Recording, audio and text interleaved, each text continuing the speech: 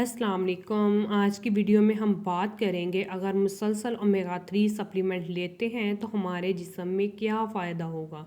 Omega 3 fatty acid essential nutrient है, मसलन इससे हमारा जिस्म नहीं बनाता, इसलिए इसको पूरा करने के लिए ज़रूरी होता है कि हम इसे अपनी खुराक में सप्लीमेंट में लें। और पूरी दुनिया की पॉपुलेशन में 70% ओमेगा 3 की कमी होती है। इस वीडियो में हम बात बताएंगे कि कैसे ओमेगा 3 की कमी को पूरा कर सकते हैं। ओमेगा 3 की कमी को पूरा करने के लिए आप फ़िश ऑयल ले सकते हैं, जिसमें कॉल्ड लिवर ऑयल सबसे बेस्ट होता है, जिसमें न्यूट्रिशन ज़्यादा होते हैं जैसे विटामिन ए, विटामिन बी। इसके इस्तेमाल से पहला फ़ायदा जो आपको मिलता है वो है डिप्रेशन, सैडनेस, एंग्जाइटी कम हो जाती है।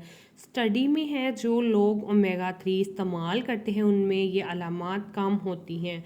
ओमेगा 3 फैटी एसिड की 3 किस्में होती हैं जो ALA, EPA, DHA होती हैं। EPA जो होती है कॉल्ड लिवर में जो होता है वो आपके डिप्रेशन और एंग्जाइटी में ज़्यादा फ़ायदा देता है।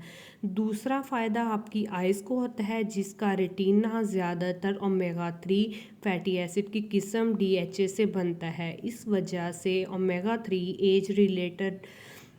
एज रिलेटेड मैकुलर डीजनरेट को कम करता है, जो उम्र के साथ नज़र की कमज़ोरी और अंधेपन का बायस बनते हैं। तीसरा फ़ायदा इसका प्रेगनेंसी में होता है, जो बच्चे की ब्रेन ग्रोथ और डेवलपमेंट के लिए ज़रूरी है। इसलिए बच्चे की कोग्निटिव डेवलपमेंट तेज़ हो जाती है, सीखने समझने की सलाहियत बढ़ जाती है। चौथा फ़ायदा हार्ट डिजीज़ में होता है। जो लोग ओमेगा 3 फ़िश खाने वालों में हार्ट रिस्क कम होता है। ओमेगा 3 के इस्तेमाल से ट्राइग्लिसराइड कम हो जाता है, अच्छा कोलेस्ट्रॉल बढ़ जाता है, बैड कोलेस्ट्रॉल कम हो जाता है। ये क्लॉट फर्मेंटेशन को रोकता है, सोजिश को कम करता है। पांचवा फ़ायदा मेटाबॉलिज्म में होता है, जिनमें belly fat, high blood pressure, high blood sugar का रिस्क बढ़ जाता है, जिससे हार्ट डिजीज़ और डायबिटीज़ होने का रिस्क बढ़ जाता है। ओमेगा 3 इनमें काफ़ी फ़ायदा देता है।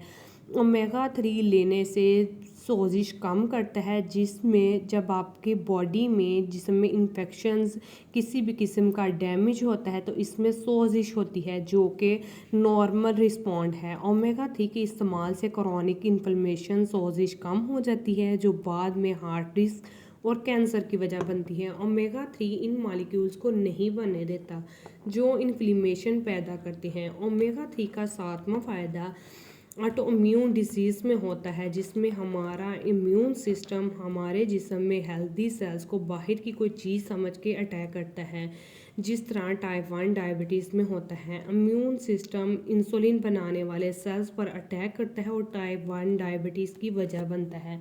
ओमेगा 3 को इससे Lucas rheumatoid, ulcerative colloids and क्रोसिस में भी इस्तेमाल किया जाता है।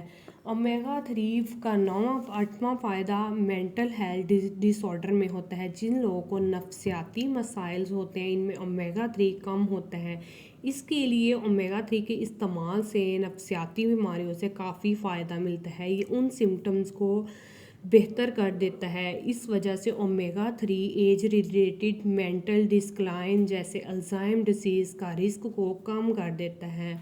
ओमेगा 3 कैंसर के रिस्क को कम कर देता है। ओमेगा 3 के इस्तेमाल से कोलोन कैंसर का रिस्क 50% तक कम हो जाता है।